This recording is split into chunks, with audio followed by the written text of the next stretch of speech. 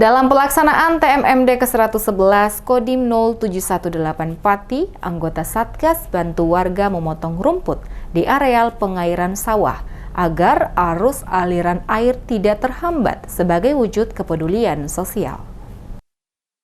Tidak hanya melaksanakan giat fisik dan non-fisik program TMMD ke-111 Kodim 0718 Pati, anggota Satgas juga menunjukkan sikap kepedulian sosial di lokasi sasaran TMMD. Mendapati salah seorang warga yang sedang membersihkan rumput di areal pengairan sawah, anggota Satgas dengan sigap bergegas untuk membantu pemotongan rumput dengan mesin pemotong. Sersan 2 Subakir, anggota Satgas TMMD ke-111 Kodim 0718 Pati mengatakan, kegiatan pemotongan rumput dilakukannya untuk membantu warga agar pengairan sawah tidak terhambat.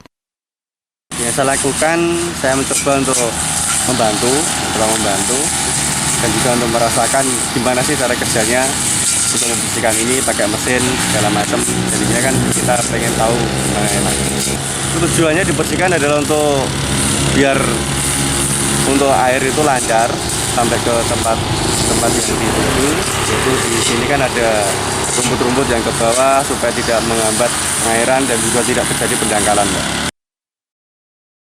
Sersan 2 Subakir berharap kehadiran anggota Satgas di desa sasaran TMMD dapat selalu membantu warga setempat dan manunggal bersama.